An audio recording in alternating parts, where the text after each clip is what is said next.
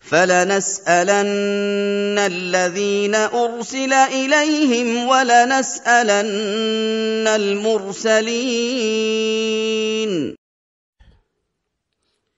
إن الحمد لله نحمده ونستعينه ونستغفره ونعوذ بالله من شرور أنفسنا ومن سيئات أعمالنا من يهده الله فلا مضل له ومن يضلل فلا هادي له وأشهد أن لا إله إلا الله وحده لا شريك له وأشهد أن محمدا عبده ورسوله أما بعد فإن أصدق الحديث كتاب الله وخير الهدي هدي محمد صلى الله عليه وسلم وشر الأمور محدثاتها وكل محدثة بدعة وكل بدعة ضلالة وكل ضلالة في النار.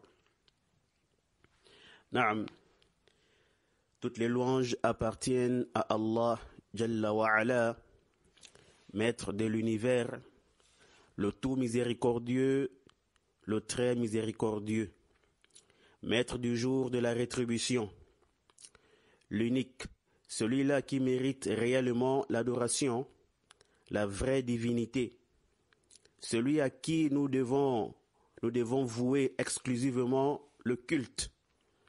J'affirme et j'insiste que tout ce qui est adoré en dehors de lui ne mérite rien de l'adoration et que l'adoration est propre à Allah seul, Jalla wa Ala.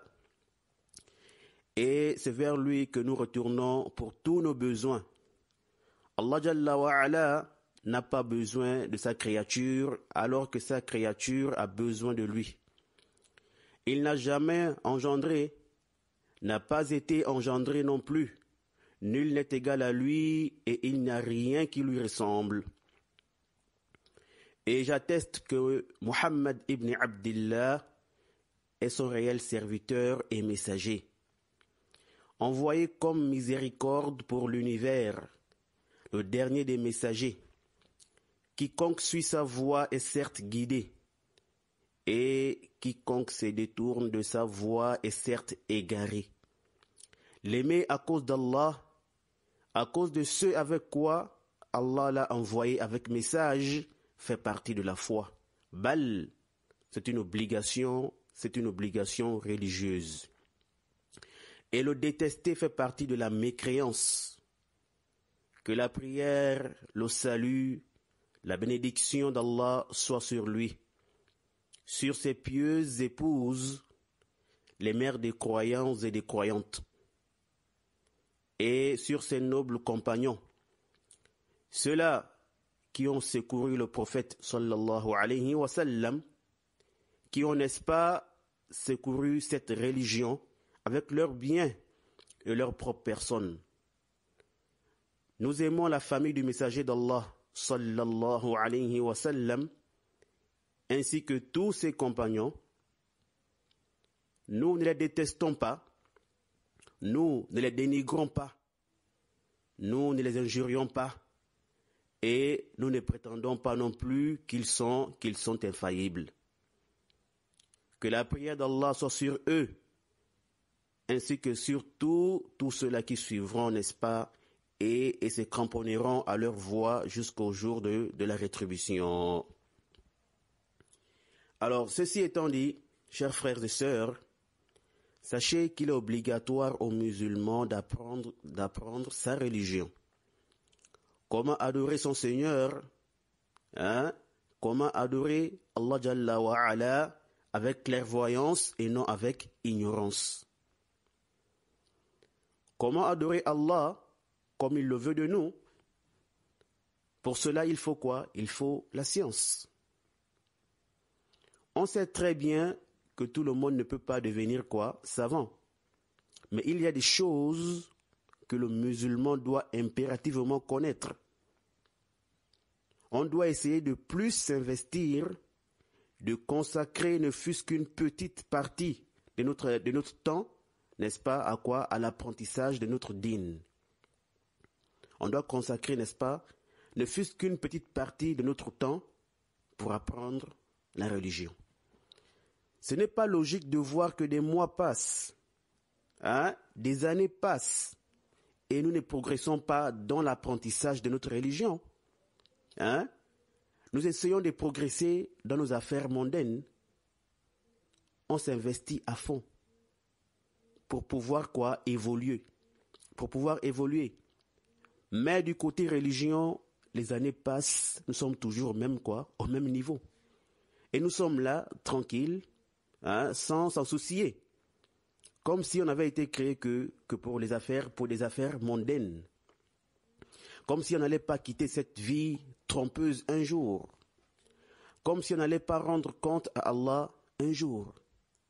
Mais quel est ce degré d'inconscience et d'insouciance dans lesquels sont les musulmans de nos jours? Alors qu'Allah nous a facilité l'apprentissage du dîn aujourd'hui. Nous avons beaucoup de moyens de nos jours pour nous documenter et apprendre la religion. N'est-ce pas? Allah Jalla wa Ala nous a facilité aujourd'hui par rapport à nos prédécesseurs qui n'ont pas connu cela, qui n'ont pas eu tout ce que nous avons aujourd'hui. À l'époque, les salaf, rahimahumullah ta'ala, ils voyageaient des jours et des nuits, des mois et des mois pour juste un seul hadith. Pour juste quoi? Un seul hadith. Ils effectuaient des longs voyages pour rencontrer les gens de science et apprendre avec eux. Ce n'est pas comme aujourd'hui où on peut quitter une ville à une autre ou quitter un pays à un autre en quelques heures seulement. On peut aller écouter un cours dans une mosquée ou à un endroit quelconque sans aucune difficulté. On peut même rester dans notre maison, dans notre lieu de travail, dans un moyen de transport en écoutant un cours sur le net. En apprenant des choses positives et profitables pour notre dîn sur le net. On ne dit pas que le net suffit pour apprendre, non. Sur le net, il y a certes beaucoup de mauvaises et de dangereuses choses. Mais il y a aussi des choses profitables. Ce net-là est un grand bien si seulement on l'utilisait dans le bon sens. Mais c'est juste un manque de volonté. Si vous faites la comparaison entre le nombre de vues des audios et des vidéos du mal, de la perversité, de la débauche, de futilité, et le nombre de vues des audios et des vidéos du bien, des choses relatives au dîn, alors vous-même vous verrez l'écart qu'il y a entre les deux. Pensiez-vous qu'il n'y a que des mécréants qui regardent ces vidéos-là? Pensiez-vous qu'il n'y a que des mécréants qui regardent, qui like, qui commentent et partagent ces futilités-là? Il y a beaucoup de musulmans qui participent, n'est-ce pas, à cela. Mais où sont-ils lorsqu'il s'agit des choses, des vidéos et des audios en rapport avec leur dîn? Où sont-ils à ce moment-là? Les savants et les étudiants en sciences, jazahumullahu anna khayra, ils se fatiguent pour vous préparer des cours. Ils prennent de leur temps pour chercher, vérifier et détailler des sujets afin de faire profiter leurs frères et sœurs gratuitement. Ils ne vous demandent rien en retour. Ils ne font pas payer leurs cours. Au contraire, ce sont eux qui prennent de leur temps, qui dépensent leur argent en achetant des matériaux et la connexion et autres. Pour faire dans le but de pouvoir faire profiter leurs frères et sœurs dans le monde. afin qu'ils puissent apprendre leur religion, peu importe leur situation géographique. Mais malgré ça, peu parmi les frères et sœurs accordent de l'importance à ces cours-là. Et le constat a été fait. À plusieurs reprises, les gens vous posent des questions au sujet des choses que vous aviez eu, n'est-ce pas, à traiter dans certains de vos cours. Ce qui prouve peut-être, wallahu ta'ala a'lam, que les gens n'écoutent pas les cours. Mais ya ikhwa, il n'est pas possible que le savant ou l'étudiant en sciences prenne de son temps jour et nuit pour des recherches, pour des vérifications, pour des préparations de cours, et ensuite passer de porte en porte ou, ou appeler les gens les uns après les autres. Pourquoi? Pour leur demander d'aller écouter ces cours-là. Ce n'est pas possible, bien sûr. Ce n'est pas possible. Alors que chacun essaie de prendre conscience. Il n'incombe aux gens de science que de transmettre, mais pas de forcer ou obliger les gens. Et il incombe aux autres, il incombe aux gens, il incombe à ceux qui ne font pas partie des gens de science de faire aussi quoi? Les efforts d'écouter les cours qui leur sont donnés. Car, bifadlillahi ta'ala wa bihamdihi, les frères n'appellent pas à eux-mêmes, ni à l'égarement. Au contraire, ils appellent à votre réussite dans dunya et akhira. Mais seuls les doués des raisons le savent. Bref, je ne suis pas en train de vouloir réprimander quiconque ou de vexer quelqu'un. Non, là n'est pas mon but. Voyez-vous? Mais je suis juste en train de vouloir interpeller mes frères et sœurs qui se sont fait distraire par des choses moins utiles que des choses relatives à leur religion. Voyez-vous? Oh, toi qui te retrouves dans ce genre de situation, toi qui n'accordes pas d'importance ou qui n'accorde pas trop de temps à l'apprentissage de ton dîn, alors réveille-toi. Réveille-toi pendant qu'il est encore temps. Nous ne sommes pas dans une époque de sommeil. Nous ne sommes pas dans une époque où on doit négliger la science. Au contraire, c'est une époque où on a vivement besoin, n'est-ce pas, de s'accrocher à notre religion, de chercher la science, de bien apprendre, avec tout ce qu'on voit aujourd'hui comme égarement, ambiguïté, distraction et autres. أسأل الله تعالى أن يفقهني وإياكم في الدين وأن يرزقنا علما نافعا وعملا صالحا متقبلا وألا يكلنا إلى أنفسنا طرفة عين وبعد. Alors, sachez que tout le bien réside dans la religion et son apprentissage. Et tout le mal réside dans le fait de se détourner de la religion et de son apprentissage. Et le fait d'ignorer les choses et les enseignements de notre religion. Il n'y a rien de mieux qu'adorer Allah avec clairvoyance, loin de l'ignorance. La meilleure des sciences est certes la science islamique. Que cela soit la aqida, la croyance, le dogme, le hadith ou le fiqh et autres. Tu peux être le plus grand savant de la philosophie, tu peux être le plus grand savant en matière de philosophie, ou les mathématiques, ou l'ingénierie et autres parmi les sciences mondaines, mais si tu ignores les sciences islamiques, ou si tu ignores ta religion, tu fais partie des plus ignorants. Tu fais partie des plus ignorants parmi les gens. Et La science islamique est une lumière, naam, car elle te guide dans tout ce que tu fais par la grâce d'Allah Jalla wa Ala. Et ces bienfaits ne se limitent pas à ce monde, non, mais elle est plutôt utile pour l'homme dans les deux demeures, s'il a rempli les conditions requises. Et naam.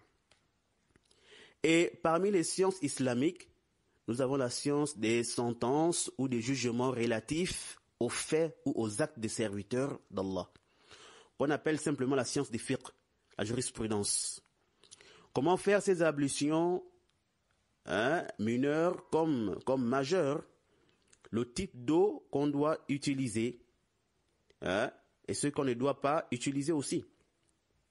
Comment faire la prière, les conditions, les piliers, comment réparer la prière si on a eu à commettre, n'est-ce pas, des erreurs. À quel moment la prière est-elle invalide? Le jeûne, le pèlerinage et tout ce qui leur est relatif. Le mariage, la vente, le djihad et tout ce qui a rapport avec cela. Et bien d'autres. Chapitres du dîn, n'est-ce pas, mentionnés et étudiés dans cette science. Et dans les livres écrits par nos savants, qu'Allah les récompense tous de la plus belle des manières. Et sachez que nous avons deux manières d'apprendre le fiqh. À partir des livres qu'ont écrits nos savants, rahimahumullah ta'ala, nous avons des moutoun, des livrets ou des livres écrits par certains savants de chaque madhab, de chaque école juridique. Ils vont écrire ces livres-là selon leur position ou leur madhab, qui sont la plupart des fois, n'est-ce pas, résumés, voyez-vous. Et parfois, ils mentionnent juste des paroles sans mentionner des preuves. Et ensuite, d'autres personnes développent ce qui se trouve dans ces livres-là, dans d'autres livres. Car eux, leur but, c'est quoi? C'est de juste mentionner les avis de leur madhab aux gens. Et leur faciliter cela, voyez-vous, et les détails se trouvent ailleurs dans d'autres livres. Donc ceci n'est pas une chose sur laquelle, n'est-ce pas, on doit les réprimander. Car ils ont un but précis en faisant cela. Et parfois, la même personne explique son matn dans un autre livre. C'est clair? Donc, dans chaque madhab pratiquement, on retrouve quoi? Des moutoun fiqhiyya, des livrets de fiqh. Voyez-vous, des petits livres écrits sur le fiqh, de manière résumée, qui sont des livres quoi, de base ou de référence de ces madhahib-là. Dans chaque chapitre, ils mentionnent uniquement leurs avis, sans mentionner des dalils, ni la position des autres écoles juridiques. Et tous ces livres-là sont classés et rangés à al-kutubi wal-abwab al-fiqhiyya. C'est-à-dire quoi? Ils les classent selon les différents chapitres du fiqh. Voyez-vous, chapitre de la purification, chapitre de la prière, la zakat, le jeûne, ainsi de suite. Voyez-vous. Et chaque chapitre est généralement réparti, n'est-ce pas, en plusieurs subdivisions. Enam. Toutefois, bien que ces livres-là sont classés selon les différents chapitres du fiqh, comme on a dit, mais parfois il y a quoi? Il y a une différence au niveau du classement de certains chapitres, selon les différentes écoles juridiques, voyez-vous. Donc, parfois on peut trouver une différence dans le classement par rapport à l'école juridique ou par rapport aux écoles juridiques, voyez-vous, selon les différentes écoles juridiques ou selon le volume du livre. Et naam, c'est clair? طيب.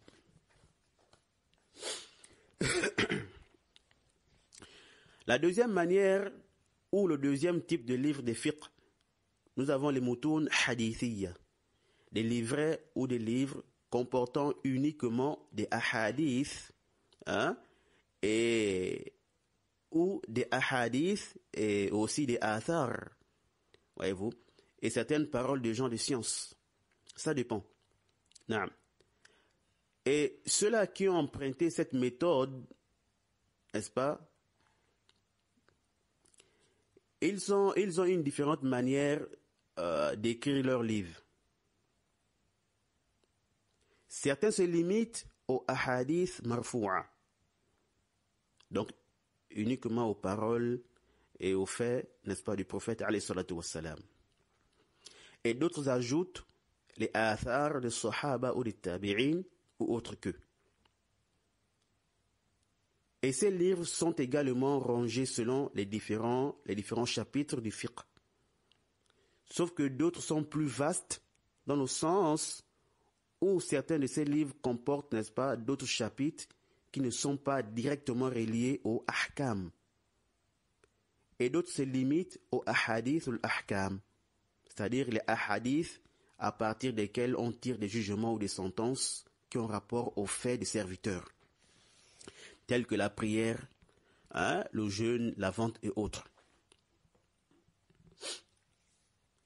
Ils vont par exemple dire Kitab al-Tahara, le livre de la purification, Babun Sifatul Wudu, chapitre 2 de la manière de faire les ablutions. Ensuite, ils font quoi? Ensuite, ils mentionnent les ahadiths qui sont venus dans ce sens. Un hadith, 2, 3 ou plusieurs, ça dépend. Naam. Certains aussi peuvent mettre comme condition de se limiter au récit authentique. Et d'autres peuvent aller au-delà de ça. Ils vont mentionner tous les récits à partir desquels les jurisconsultes s'argumentent, même si ces hadiths sont des hadiths faibles, voyez-vous. Également, le madhab de l'auteur peut influencer dans le classement des chapitres, comme on a vu avec le premier type. Et toutes ces deux manières-là, toutes ces deux manières d'apprendre le fiqh sont des bonnes méthodes. Et chacune d'elles a ses profits, aussi ses avantages et ses inconvénients. Alors la méthode que nous avons choisie, c'est bien la deuxième, comme cela est clair pour tous ceux qui connaissent le livre que nous avons choisi, n'est-ce pas, pour éclaircir des sujets relatifs au fiqh, à la jurisprudence, qui s'intitule Umdatul Ahkam ou encore Al-Umdatu fil Ahkam. Et je précise qu'il y a une divergence sur le nom du livre selon quoi les différents manuscrits, et selon les appellations de certains savants parmi les élèves de l'auteur ou parmi les anciens. Le titre du livre est plus long que ça. Voyez-vous? Le titre du livre est plus long que ce que nous avions mentionné. Sauf que le livre, n'est-ce pas, est connu avec cette appellation de manière résumée. De manière résumée, Umdatul Ahkam ou Al-Umdatu fil Ahkam. De son auteur, Al-Hafidh Abdul Ghani Al-Maqdisi, rahimahullahu ta'ala.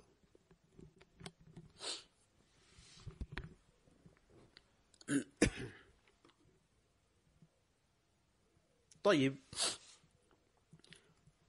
Pourquoi avions-nous choisi ce livre parmi tant d'autres livres de Ahkam? Cela pour plusieurs raisons. Premièrement, à cause du rang et la place de ce grand imam, comme on verra dans sa biographie, bi'idhnillahi ta'ala. Naam. Al-Hafidh Abdul Ghani est un grand savant du hadith et du fiqh, sur la voie des salaf salih, rahimahumullahu jami'a. Naam. Deuxièmement, la place de ces livres. Allah Jalla wa Ala a mis la baraka et le succès dans ce livre auprès des gens de science.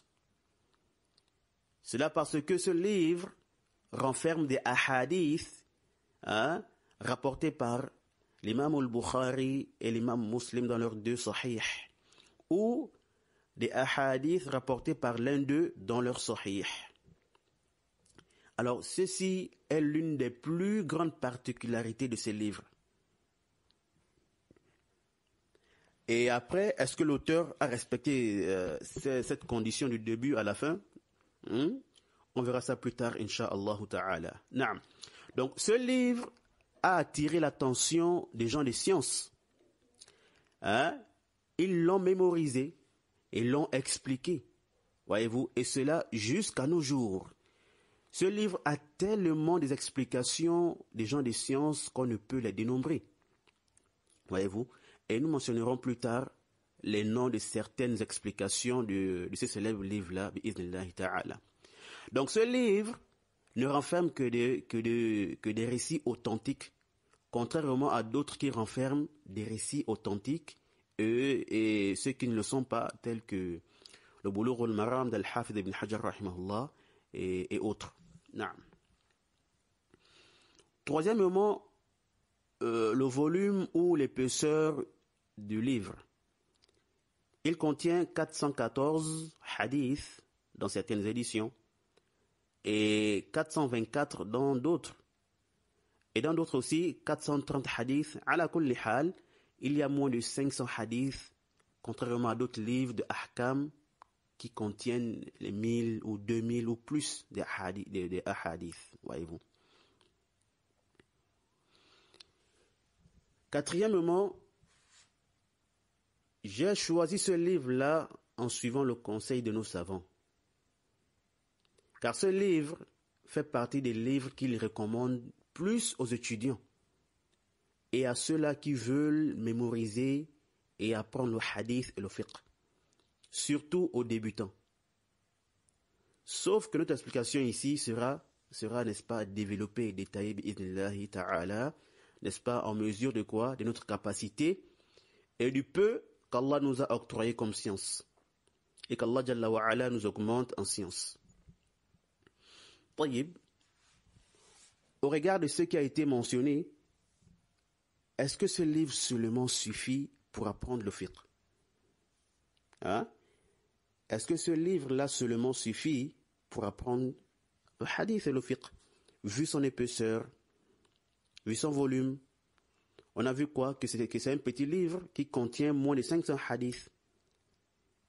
Et comme il est classé selon les différents chapitres du fiqh, on comprend qu'il ne renferme pas tous les chapitres, yani les kutub et les abwab du fiqh, comparé à d'autres livres de ahkam. Voyez-vous. Tayyib. Nous disons que certes l'étude de ce livre ne dispense pas de l'étude, n'est-ce pas, des autres livres, des hadiths et des fiqh qui sont plus vastes, n'est-ce pas? Sauf que celui-là qui a bien étudié ce livre et l'a bien compris, a certes étudié la plupart des chapitres du fiqh. Surtout s'il a appris avec quelqu'un qui ne se résume pas seulement à ce qui est mentionné dans le livre, mais il apporte plutôt des ajouts à quoi? À cela. Wadih. Tayyib. La deuxième partie de cette introduction sera consacrée à la biographie de l'auteur du livre, Abdul Ghani al-Maqdisi, rahmatullahi ta'ala alayhi. Naam, il faut bien connaître le nom de l'auteur du livre, sa lignée, sa croyance, sa date de naissance, sa date de décès, ses shuyukh, ses élèves et autres. Car il y a des gens qui connaissent ce célèbre livre, mais ils ignorent même le nom de l'auteur, a fortiori sa biographie. Et il y a d'autres qui ignorent même ce livre, voyez-vous. Voilà pourquoi nous allons débuter par sa biographie. Voyez-vous. Même si on ne peut pas tout mentionner, le concernant, mais nous allons nous concentrer sur l'essentiel, ainsi que les choses à partir desquelles nous allons tirer, incha'Allah ta'ala, des profits. Car comme vous le savez, lire la biographie de nos savants et connaître cela est très important. On en tire beaucoup de profits qui peuvent être des causes pour nous aider à avancer dans notre dîn, à ne pas négliger l'apprentissage du dîn, mais à plutôt fournir plus d'efforts lorsqu'on voit ce que ces savants-là ont fait pour acquérir cette science et pour propager la religion, malgré la difficulté dans laquelle ils étaient. Contrairement à nous qui sommes, n'est-ce pas, dans l'aisance, nous avons tous les moyens, les plus faciles même pour chercher la science et la propager. Mais malheureusement, la paresse, la négligence, l'insouciance, la dunya nous ont distraits. Alors, il n'y a pas de doute que connaître la biographie de nos savants peuvent être des causes, n'est-ce pas, à nous aider ou bien pour nous aider, n'est-ce pas, à remédier à cela. Car parmi les choses qui aident l'homme à faire remonter sa foi, lorsqu'elle a baissé, parmi les choses qui aident l'homme à faire remonter sa foi lorsqu'elle a baissé, ou à se remettre sur le droit chemin lorsqu'il a dévié, il y a d'abord en premier le livre d'Allah Jalla wa Ala. Et ceci ne consiste pas seulement à le lire ou à le mémoriser, à le lire ou à le mémoriser sans rien comprendre, sans connaître le sens de ces versets, sans méditer sur ces sens. Non, le Coran n'a pas été révélé pour juste le lire comme si on lisait quelque chose qui n'a pas, qui n'a pas d'importance. Le Coran, c'est la parole d'Allah Jalla wa Ala. C'est la mère des sciences. Mais comment découvrir les trésors cachés dans le Coran si on ne médite pas sur ces versets? Si on ne retourne pas au tafasir des savants qui nous aident dans ce sens. Allah Jalla wa Ala n'a pas révélé le Coran pour orner nos maisons et les lire lorsqu'on n'a rien à faire. Allah dit quoi dans la sourate 38, au verset 29, il dit quoi? Kitabun anzalnahu ilayka mubarakun liyadabbaru ayatihi wa liyatadhakkara ulul albab. Allah Jalla wa Ala dit quoi? Selon une traduction rapprochée, il dit, voici un livre béni que nous avons fait descendre vers toi. Voici un livre béni que nous avons fait descendre vers toi, afin qu'il médite sur ces versets et que les doués d'intelligence réfléchissent. Voici le but de la révélation du Coran. C'est pour le lire, méditer sur ces versets, œuvrer avec. Et Allah nous le rappelle dans plusieurs versets dans son livre. Donc la première chose qui aide l'homme à être guidé, à se maintenir sur le droit chemin et à augmenter sa foi, c'est le livre d'Allah Jalla wa Ala.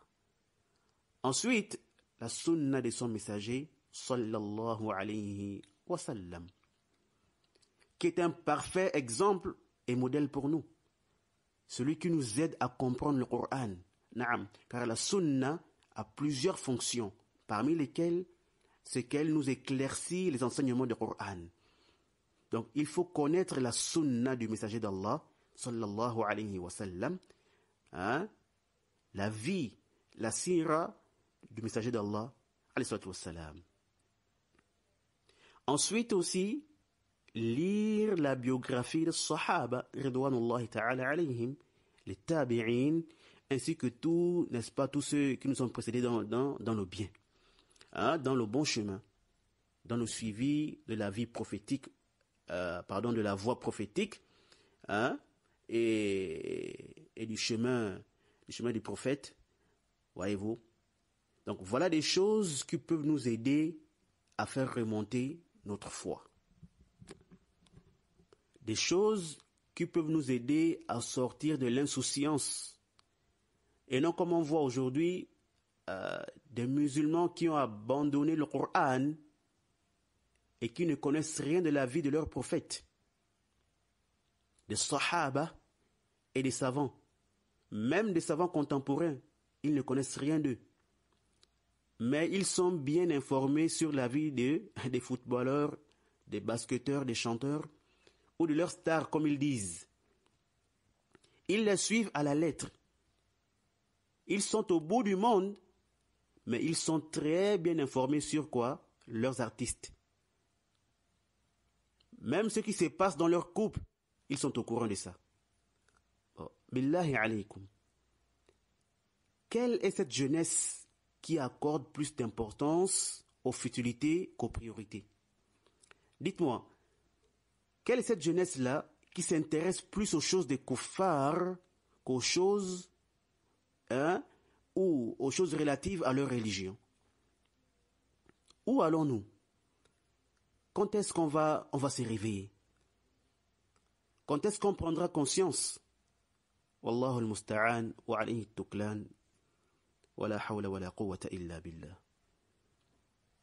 Qu'Allah Jalla wa Ala nous aide à revenir sur le droit chemin. Et qu'Allah Jalla wa Ala ait pitié de nous et ne prenne pas nos âmes dans, n'est-ce pas, cette mauvaise situation.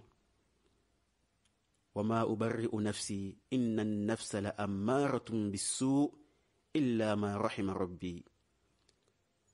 Comme a dit le prophète Youssouf alayhi salatu wassalam, je ne m'innocente cependant pas, car l'âme est très incitatrice au mal, à moins que mon Seigneur, par miséricorde, la préserve du mal. Qu'Allah Jalla wa Ala nous maintienne sur le droit chemin et nous préserve de l'égarement, de l'insouciance. Naam. Alors, premièrement,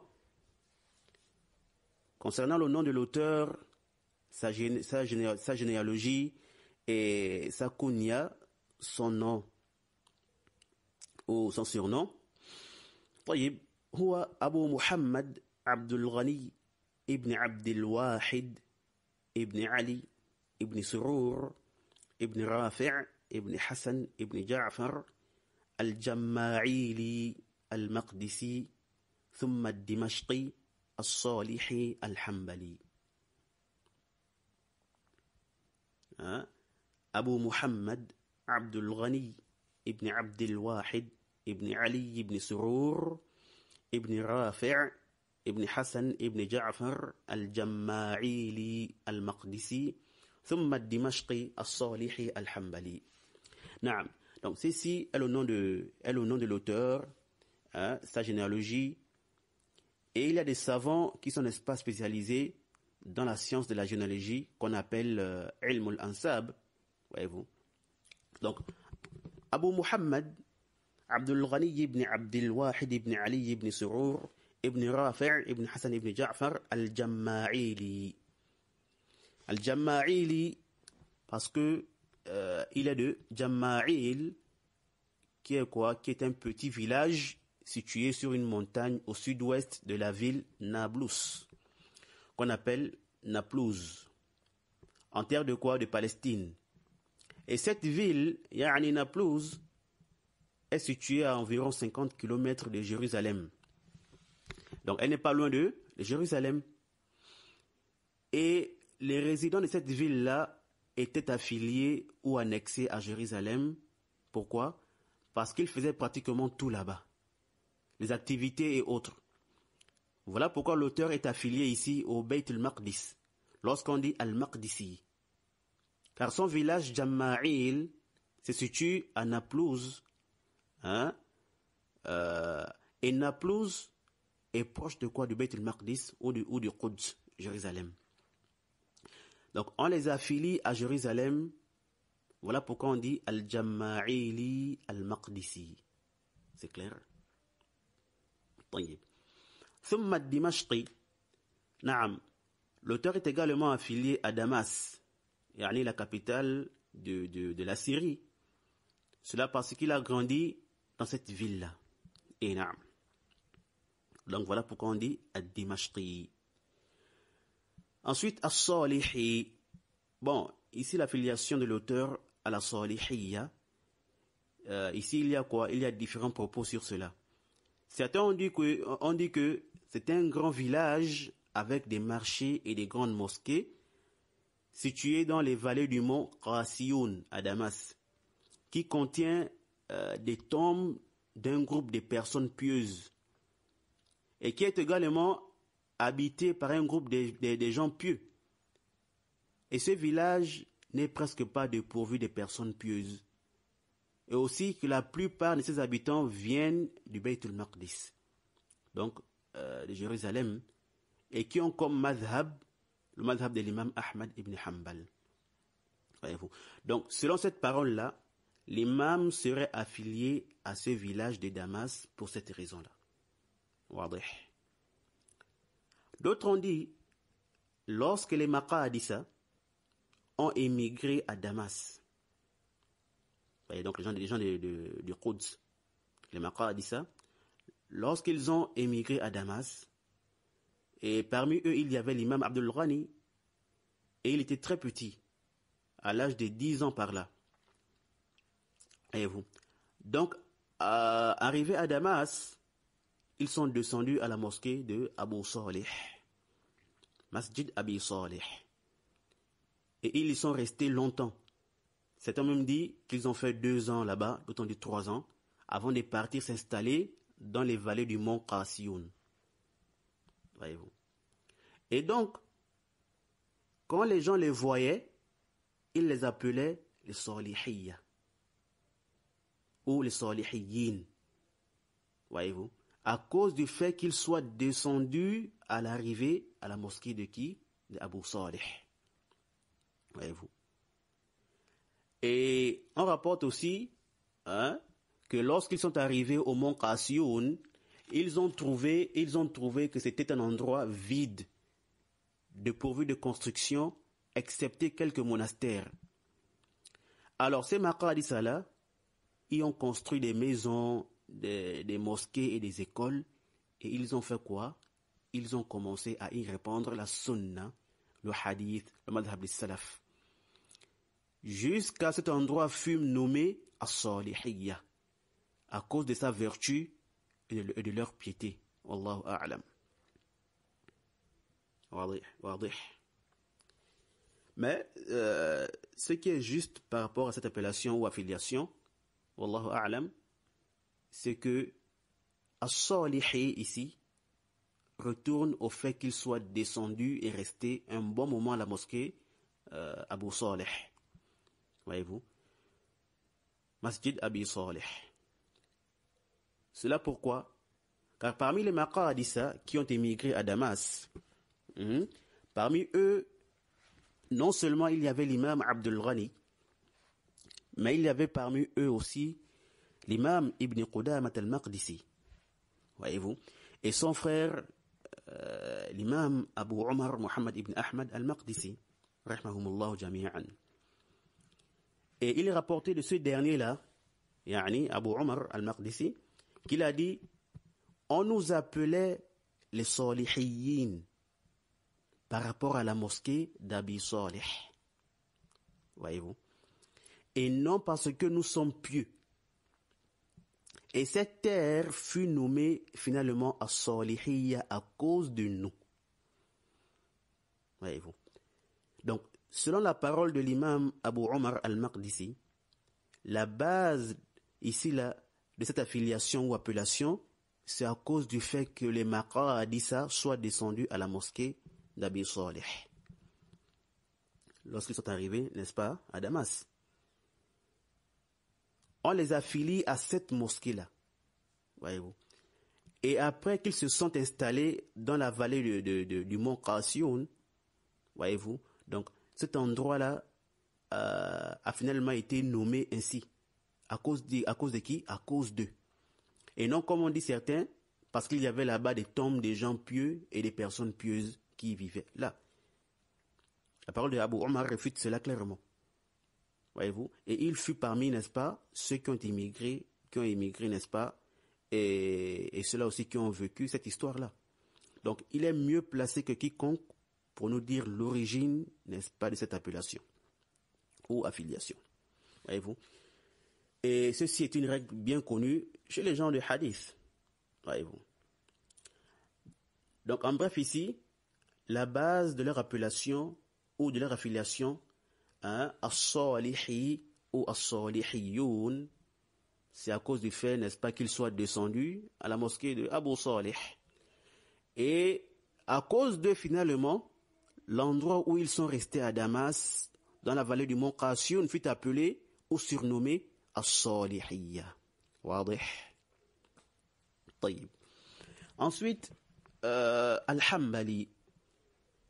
Ceci, c'est pour montrer, n'est-ce pas, son appartenance à l'école juridique Hambalite. Voyez-vous. Donc, il fait partie de quoi? Des savants Hambalites. Rahimahumullahu jami'a. Et Abdul Ghani est surnommé auprès des savants Al-Hafidh ou encore Al-Imam ou Taqiyuddin ou Al-Hafidh Al-Kabir et autres. Vous verrez que la plupart des fois, les savants le mentionnent avec ce surnom-là. Al-Hafidh ou Al-Imam Abdul Ghani Al-Maqdisi ou autres. Naam. طيب. Concernant sa date de naissance, bon, ici les ulama ont divergé sur cela. Un groupe a dit qu'il est né à l'an 544 de l'Hégire. Et ceci est rapporté de certains de ses compagnons, des compagnons de Abdul Ghani, comme l'a dit Al-Mundiri, et aussi un rapport de Muhibbuddin ibn Najjar, qu'il a posé la question à Abdul Ghani à propos de sa date de naissance, et que Abdul Ghani lui a répondu qu'il était né en 543 ou en 544. Mais que ce qui semble juste, c'est qu'il est né en 544. Taïb. Un autre groupe a dit qu'il est né en 541. Lahidou. Le premier groupe a dit qu'il est né en 544. Voyez-vous. Et le deuxième a dit qu'il est né en 541 de l'Hégire. Et Wallahu ta'ala a'lam, c'est cette date-là qui semble juste. Cela pourquoi? Car la plupart de ceux qui ont fait la biographie de l'imam Abdul Ghani mentionnent qu'il est né en 541. Voyez-vous. Et parmi eux, il y a, n'est-ce pas, les grands savants connus dans la science de l'histoire et des dates. De que l'imam al-Zahabi, rahimahullah, dans Tazkiratul Huffaz et dans Sir A'lam al-Nubala, voyez-vous, et autres. Il y a aussi l'imam Ibn Kathir dans Al-Bidaya wa Al-Nihaya, et aussi l'imam Ibn Rajab dans Zayl Tabaqat al-Hanabila, et bien d'autres. Voyez-vous. Et ce qui renforce aussi la justesse de cette date-là, c'est que parmi les élèves d'Al-Hafidh Abdul Ghani Al-Maqdisi, il y a aussi Al-Hafidh Diyauddin Al-Maqdisi, qui n'est pas seulement l'un des élèves d'Al-Hafidh Abdul Ghani, mais il est aussi quoi? Très proche de lui. Ils sont de la même famille. Et Al-Hafidh Diyauddin, il a fait la biographie, n'est-ce pas, de Al-Hafidh Abdul Ghani, voyez-vous, et il lui accordait beaucoup d'importance, voyez-vous.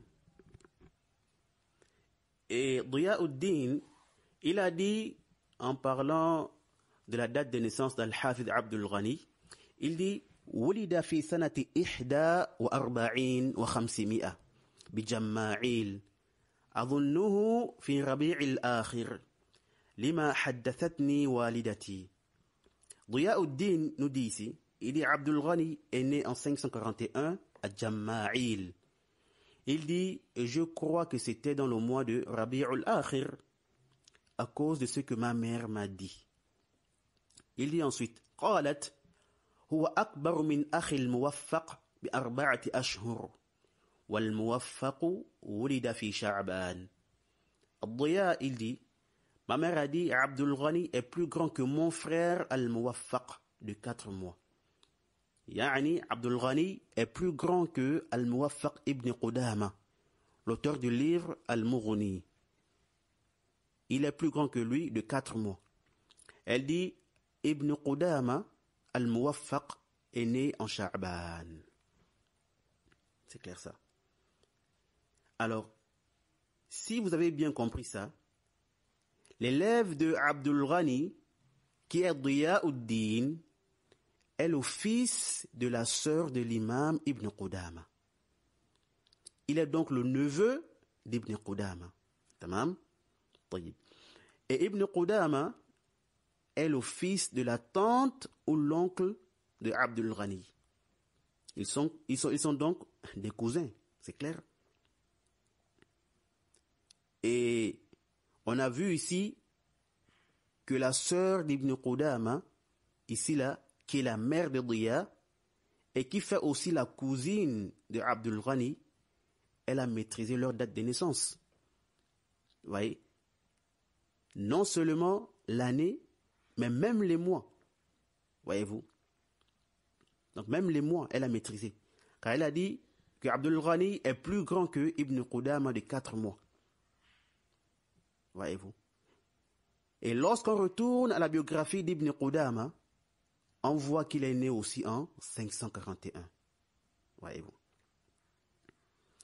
Donc ici, là, vu la relation et le lien qu'il y a entre Diyauddin et Abdul Ghani, hein, et aussi ce qu'a mentionné la mère de Diya, et tous ces indices-là que nous avons mentionnés, il n'y a pas de doute que sa version prime sur les autres versions. C'est clair? Et quant à ce qu'on rapporte de Ibn Najjar, qu'il a posé la question à Abdul Ghani, n'est-ce pas? Et qu'Abdul Ghani lui a dit qu'il est né en 543 ou en 544. Premièrement, dans cette parole, on rapporte sa date de naissance avec doute. Voyez-vous? 543 ou 544. Wallah. Deuxièmement, on attribue cela à Ibn Najjar dans son Tarikh. Bon, je suis retourné dans Tarikh de Ibn Najjar, qui est normalement intitulé, excusez-moi, Dhayl Tarikh Baghdad, Dhayl Tarikh Baghdad, d'Al-Khatib. Et je n'ai pas trouvé cette parole-là. Je suis également retourné à Al-Mustafad min Dhayl Tarikh Baghdad de Ibn Dimyati. Là-bas, il ne rapporte pas de Ibn Najjar, mais il dit, on a posé la question à Abdul Ghani au sujet de sa date de naissance. Voyez-vous?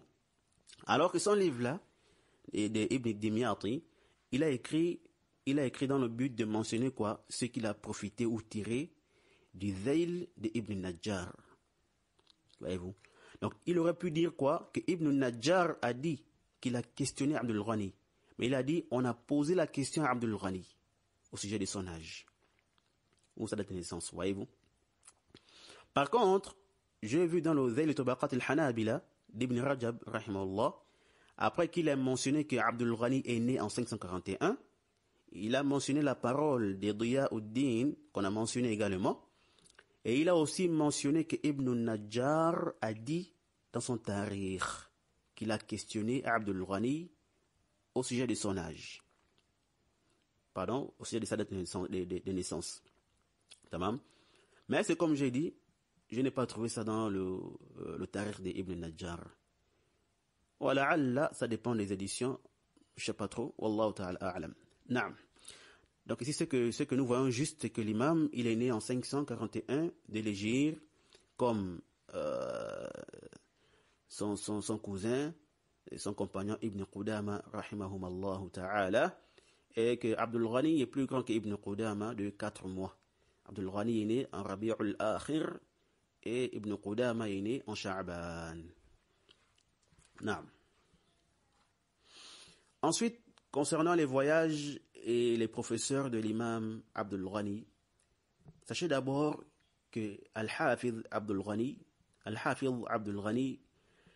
il a grandi dans une famille et un milieu de sciences et de vertus, ce qui a fait en sorte qu'il a débuté très tôt l'apprentissage de la science. Il a commencé à apprendre très tôt avec le papa de Ibn Qudama, avant d'émigrer même à Damas. Car lorsque les Solibiyin, qu'on appelle les croisés, lorsqu'ils ont envahi la Palestine, alors les Maqadissa ont émigré à Damas. Et l'imam n'avait que 10 ans à ce moment-là, vu que c'était en 551 de l'Hégire. Et ils étaient nombreux. Parmi eux, son cousin, son camarade et son compagnon Ibn Qudama. Et parmi ses professeurs de qui il a appris à Damas, il y a Abul Makarim Abdul Wahid ibn Muhammad et aussi Abu Ali Al-Hassan ibn Makki ibn Ja'far et bien d'autres. Puis, lui et son compagnon Ibn Qudama sont partis à Bagdad en 561.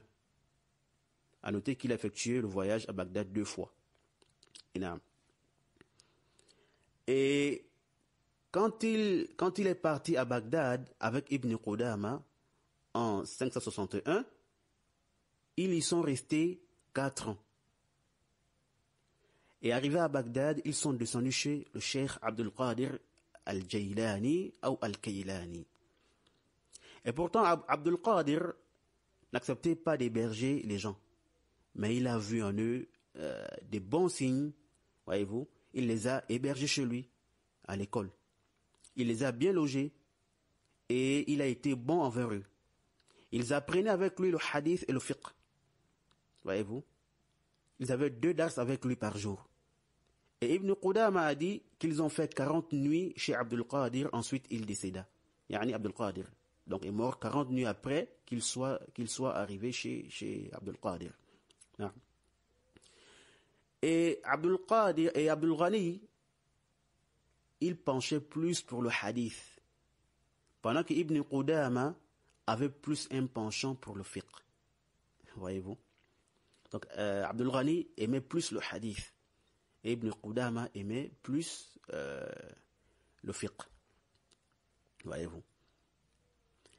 Et parmi leurs shuyukh, parmi les gens de qui ils ont appris à Bagdad, il y a Abul Fath ibn al-Manni, chez qui ils ont appris le fiqh et le khilaf, les divergences dans les questions de jurisprudence. Voyez-vous. Donc ils ont appris le fiqh avec Ibn al-Manni. Ils ont appris le fiqh dans leur madhab et aussi dans dans les fiqh, les divergences, voyez-vous. Non.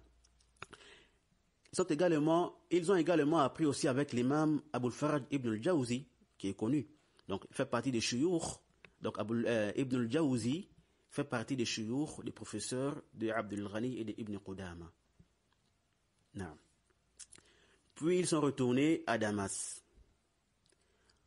Ensuite, Abdul Ghani a voyagé à Alexandrie en 566, où il passa un bon séjour et il a beaucoup profité de Al-Hafidh As-Silafi. Au point où on rapporte qu'il a écrit de lui 1000 juz hadithi. Voyez-vous.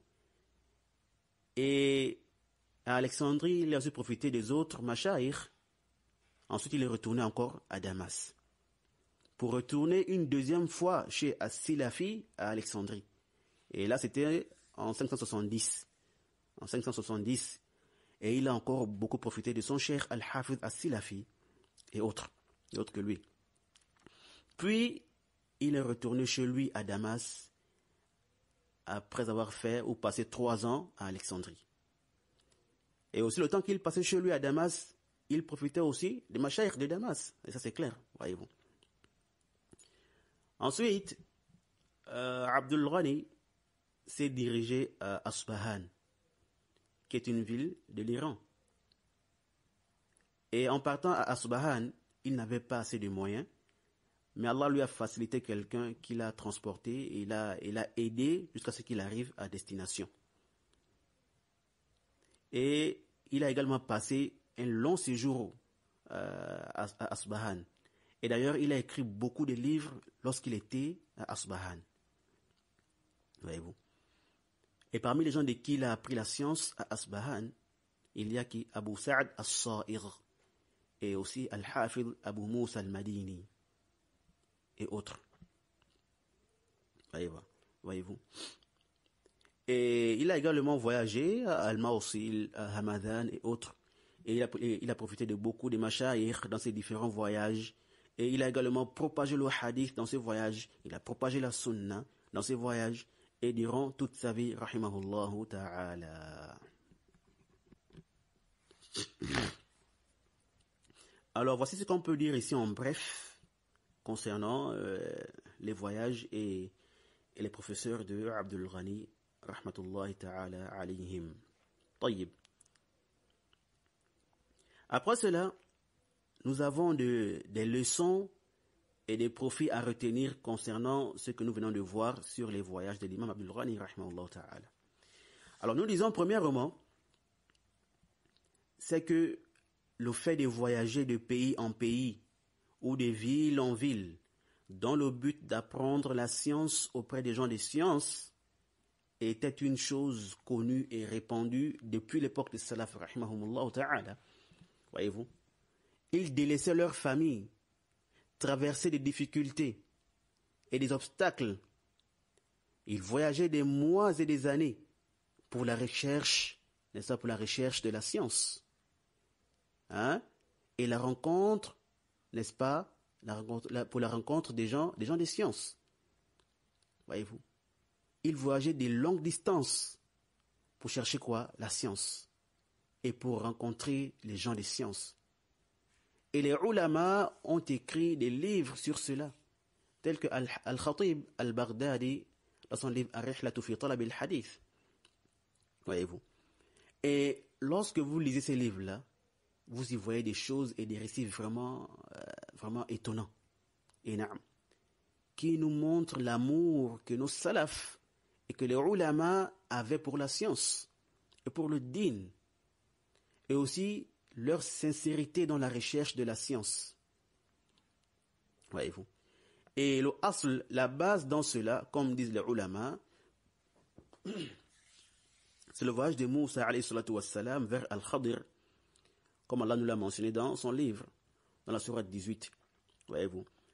Et également, il y avait des sahaba, radiyallahu ta'ala anhum, qui sont venus de très loin pour aller rencontrer le prophète. Certains sont venus seuls, d'autres sont venus en groupe. Voyez-vous. Et parmi les sahaba, il y avait parmi eux, ou disons, parmi eux, certains pouvaient venir de très loin, qui étaient de Makka pour Madina, dans le but de juste poser une question au prophète. Voyez-vous. Et également, après la mort du prophète, cela a continué entre sahabi et sahabi, entre les sahaba et les tabi'in, entre les tabi'in et les tabi'in entre eux-mêmes, et ainsi de suite. Naam. Donc, ceci est un grand chapitre que je n'ai pas envie d'ouvrir ici. Voyez-vous. Je vous mentionne ici juste un petit résumé sur cela pour vous montrer l'importance de cela. Et que l'imam Abdul Ghani, dans ses nombreux voyages, n'a fait que suivre la voie de ceux qui l'ont précédé dans cette belle voie. Et les imams n'ont cessé d'inciter les étudiants en sciences à emprunter cette voie tant que cela est possible. Tant que cela est possible. On rapporte qu'on a posé la question à l'imam Ahmad, rahimahullah ta'ala, lequel des deux est mieux? De se cramponner à un savant qui a une grande science, ou de voyager et apprendre avec plusieurs savants? Alors, qu'est-ce que l'imam Ahmad a répondu? Il répondit en disant qu'il voyage et prenne des savants du monde ou des différentes villes et qu'il apprenne d'eux. Voyez-vous.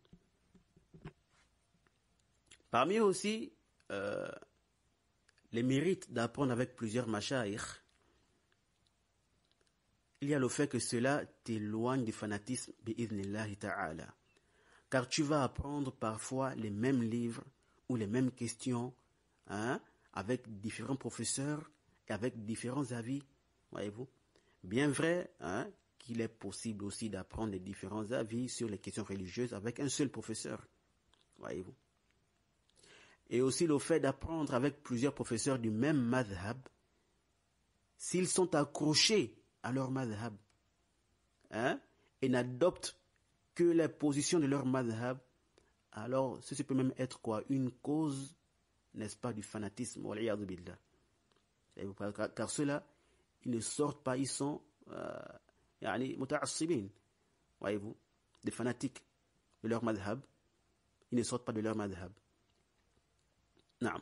Bref, le fait d'apprendre avec différents sheikhs, différents shuyukh, des madhahib différents, ou des avis différents sur les questions dans lesquelles, n'est-ce pas, il est permis de diverger, est un grand bien. Et c'est profitable pour l'étudiant en sciences, voyez-vous. L'imam Abdul Ghani, par exemple, comme on a vu, il est à la base Hanbali, mais il n'a pas appris qu'avec les savants Hanabila ou les savants Hanbalites. Non, mais il a plutôt voyagé à plusieurs endroits et il a appris avec plusieurs ulama des différentes écoles juridiques, voyez-vous. Et on a plusieurs mérites, n'est-ce pas, dans le fait de voyager et apprendre avec plusieurs professeurs, autres que ceux que nous avons mentionnés. Le deuxième profit qu'on tire de ce que nous avions mentionné sur Abdul Ghani, rahimahullah ta'ala, c'est quoi? C'est que l'environnement, la bi'a, a un impact sur l'être humain. Al-Hafiz Abdul Ghani est issu d'une famille pieuse. Et il y avait autour de lui des gens de bien, comme on a vu. Ce qui a fait en sorte qu'il a commencé l'apprentissage depuis le bas âge. Et même avec un membre de sa famille en premier. Voyez-vous. De même, lorsque l'homme est entouré de mauvaises personnes, s'il est dans un environnement où le mal est répandu, ceci a un impact sur lui. Ceci a un impact sur lui. Sauf si Allah lui fait miséricorde. Voilà pourquoi il incombe à l'homme d'éviter de rester dans des mauvais endroits. Car l'environnement impacte la personne. Il lui incombe de quitter ce genre d'endroit et de rester avec des gens de bien. Voyez-vous. Et de fréquenter les gens de bien. Et aussi de choisir la personne avec qui marcher. Regardez l'imam Abdul Ghani, rahimahullah. Qui était son compagnon depuis l'enfance? C'est l'imam Ibn Qudama, rahimahumallah. Ils ont étudié ensemble. Ils ont eu à effectuer des voyages ensemble. Les deux sont quoi? Des imams de la sunna. Alors, Yahri, tu veux être sur le droit chemin. Tu veux être sur le droit chemin. Tu ne veux pas être dans la débauche. Pour cela, il faut des causes. Et nous avions mentionné, n'est-ce pas, quelques causes ou quelques-unes au début de ce cours. Donc, voici encore une cause de plus. Il s'agit là de la bonne compagnie.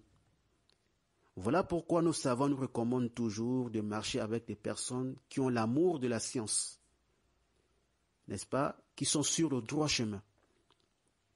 Voyez-vous. Ceux-là qui quittent leur pays pour aller étudier en Arabie Saoudite, en Égypte ou ailleurs. C'est vraiment dommage de voir des étudiants qui sont soi-disant venus chercher la science, mais qui passent leur temps à faire des photos dans les restaurants, les cafés, les parcs et autres. C'est la belle vie qui les intéresse. Quand tu les vois, ils n'ont rien de commun avec la science. Et le pire, c'est que lorsque vous retournez au pays, ce sont eux qui sont généralement aimés. Parce qu'ils suivent la tendance, comme on dit. Et vous êtes vu comme quelqu'un qui est très dur. Voyez-vous. Ce genre d'étudiants deviennent, n'est-ce pas, des obstacles de la da'wa. Wallahu al-musta'an. Bref, c'est pour dire quoi? C'est pour dire que lorsque vous voulez chercher la science, il faut connaître avec qui marcher. Vous pouvez quitter votre pays avec une bonne intention et une bonne volonté de la recherche de la science. Mais lorsque vous tombez sur ce genre de parasites et que vous les prenez comme amis, vous faites chemin avec eux, alors sachez que vous n'êtes pas en train d'accomplir le but pour lequel vous êtes venu dans ces pays. Et même chez vous, dans votre pays, marchez avec des gens qui vont vous aider dans le bon sens à accomplir ce que vous voulez avoir comme science. Prends un ami, un compagnon qui va t'aider à rester sur le droit chemin. Vous vous conseillez et vous vous entraidez dans le bien. Vous partez au cours ensemble. Vous vous retrouvez pour des révisions ou pour parler des questions religieuses et non rester à parler du foot et des futilités qui ne vous sont d'aucune utilité mais qui sont plutôt, n'est-ce pas, qui vous sont plutôt nuisibles. Et ceci est valable pour toute chose. Ce n'est pas seulement dans le domaine de la science. Car même les gens de dunya, ils travaillent avec cette règle-là. Tu ne verras pas quelqu'un qui aime vraiment ses études, qui veut, par exemple, être ingénieur en bâtiment ou en quoi, je ne sais pas, traîner et passer son temps avec des voleurs ou des fumeurs de drogue et les parasites qui ne veulent rien faire. Voyez-vous? Mais sauf que les gens ont pour habitude, n'est-ce pas, d'appliquer les bonnes règles et de prendre les plus grandes précautions lorsqu'il s'agit des affaires de dunya.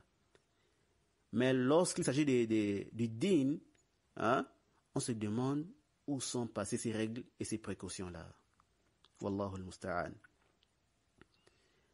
Alors que le prophète, il nous a mis en garde contre cela depuis. Il nous a demandé de voir qui prendre comme compagnon, de voir avec qui tisser les liens d'amitié. Les salaf après, les ulama ont mis, n'est-ce pas, cette parole-là du prophète sallallahu alayhi wa sallam en pratique. Et nous l'ont également enjoint. Voyez-vous. Et on a devant nous l'exemple des deux imams, Abdul Ghani et Ibn Qudama, rahimahumallah. Voyez-vous. Donc, il faut vraiment faire attention à cela, car beaucoup de gens prennent ça à la légère. Je pense qu'on va d'abord s'arrêter ici pour ce premier cours, et Inch'Allah Ta'ala, nous allons continuer prochainement, toujours avec la biographie de l'imam Abdul Ghani, rahmatullahi ta'ala alayhi. On verra ses élèves, les éloges des savants à son égard et autres. هذا والله تعالى أعلم وسبحانك اللهم وبحمدك أشهد أن لا إله إلا أنت أستغفرك وأتوب إليك.